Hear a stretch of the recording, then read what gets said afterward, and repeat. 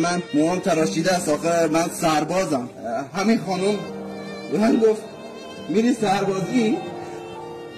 زن نیستم، اگه زنم پای عشقمون با این هستم تا برمیگردی. بعد تو آموزشی برگشتم میبینم با رفیق من عروسی شد. رفیق به تو گفتم تا میام هوای عشقمو داشته باش، ولی نه دیگه اینقدر هواشو داشته باشین بدون هم تو این نفس میکشی. هادی ولش کن بریم. به والله یک قدم دیگه جلو بیای خونه رو غرق خون میکنم. به والله اگه من میدونستم عروسیتون، به قرآن اومدم در خونه سری به رفیقم بزنم. الان نیومدم عروسیتون به هم بریزم.